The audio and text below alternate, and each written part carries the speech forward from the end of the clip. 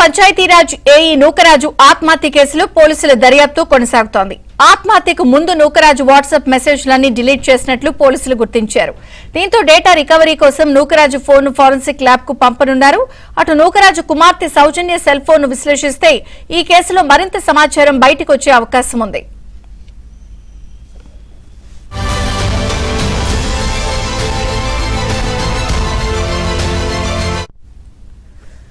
మరోవైపు ఈ కేసులో నిందితుడు సాదిక్ ఖాన్ కోసం పోలీసులు గాలిస్తున్నారు.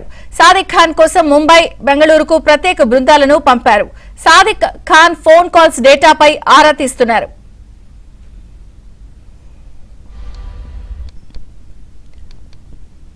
పిఠాపురం పంచాయతీరాజ్ ఏఈ నూకరాజు ఆత్మహత్య కేసులో పోలీసుల దర్యాప్తు కొనసాగుతోంది. పూర్తి వివరాలు అప్పారావు అందిస్తారు. అప్పారావు, విజయ చంద్రిక గోదావరిలో కుటుంబంతో సహా ఆత్మహత్య చేసుకున్న ఇంజనీరు నూకరాజు సంబంధించి ఇప్పటికే పోలీసులు దర్యాప్తు ప్రారంభించారు. నిందితుడు ఇప్పటికే పారిపోయిన నేపథ్యంలో అతన్ని పట్టుకునేందుకు పోలీసులు గాలింపు చర్యలు మొదలుపెట్టారు. కొన్ని బృందాలు కర్ణాటక, మరికొన్ని బృందాలు ముంబై కూడా పంపించారు.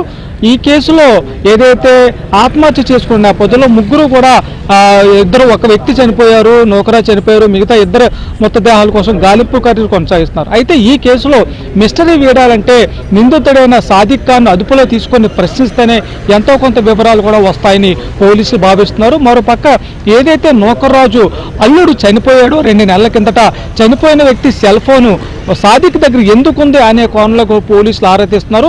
ప్రధానంగా చనిపోవడానికి ముందు కొన్ని రోజుల పాటు నూకరాజు కుటుంబం మధ్య, సాదిక్ మధ్య ఏం జరిగింది అనేది అత్యంత కీలకంగా మారింది. ఈ నేపథ్యంలో తప్పించుకొని పారిపోయిన నిందితుడు సాదిక్ ఖాన్ సంబంధించి వాట్సాప్ డేటా కానీ, కాల్ డేటా కానీ పోలీసులు తీసుకునే పనిలో ఉన్నారు.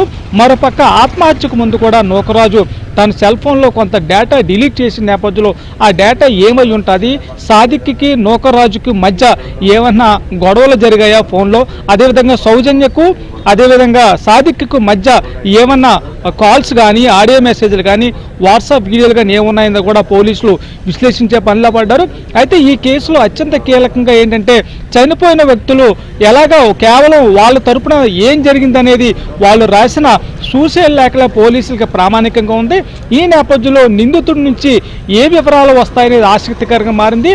ఆ నిందితుడు ఎందుకు ఆ కుటుంబంపై పగబెట్టాడు, వాళ్ళ ఆస్తులు రాయించుకోవడం కానీ, వాళ్ళ బ్యాంక్ అకౌంట్లు తీసుకోవడం కానీ, చనిపోయిన అల్లుడికి సంబంధించి సెల్ ఫోన్ ఎందుకు తీసుకున్నాడు, అదేవిధంగా నూకరాజు కూతుర్ని ఏ విధంగా ఎందుకు లోబర్చుకున్నాడు, అదేవిధంగా మతం మారాలని ఎందుకు ఒత్తిడి తెచ్చాడు, ఈ నేపథ్యంలో ఇరువురు మధ్య ఏమైనా గొడవలు జరిగాయా, అవన్నీ కూడా వివరాలు చెప్పడానికి ఆ కుటుంబం ఎలాగా లేని నేపథ్యంలో ఇవన్నీ కూడా పూర్తి వివరాలు సాదిక్ గురించి రాబట్టాలని పోలీసులు భావిస్తున్నారు.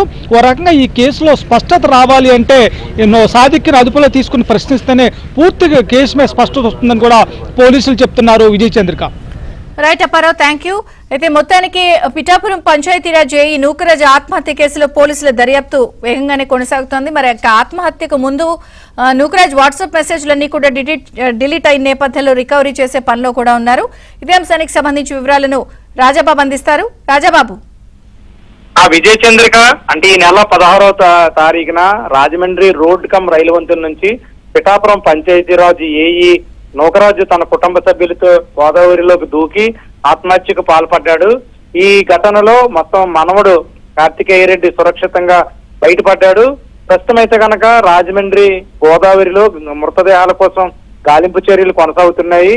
ప్రస్తుతం ఏఈ నూకరాజు మృతదేహం మాత్రమే పోలీసులు గుర్తించారు. ఏఈ నూకరాజు భార్య మీనా, తన కుమార్తె సౌజన్య, ఈ ఇద్దరు మృతదేహాలు కూడా ఇప్పటి వరకు కూడా లభ్యం కాలేదు. ప్రస్తుతం గోదావరిలో విస్తృతంగా పోలీసులు గాలింపు చర్యలు చేపట్టారు.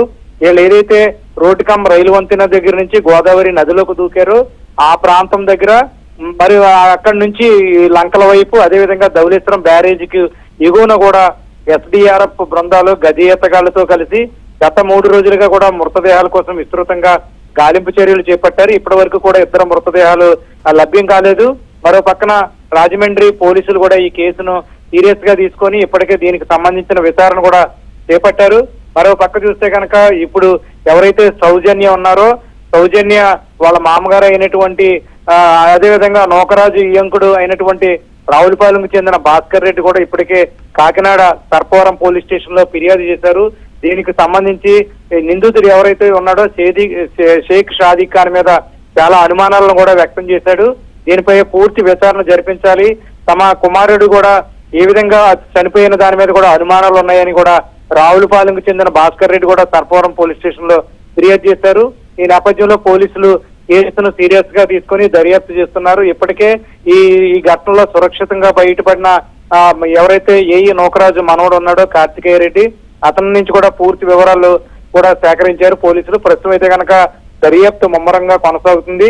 మరో పక్క చూస్తే కనుక ఈ రోజు కూడా ప్రస్తుతం కూడా గోదావరి నదిలో ఏఈ నూకరాజు భార్య, ఆయన కుమార్తె సౌజన్య మృతదేహాల కోసం ప్రస్తుతం పోలీసులు విస్తృతంగా గాలింపు చర్యలు చేపట్టారు. Vijaya Chandrika. Okay Rajababu, thank you.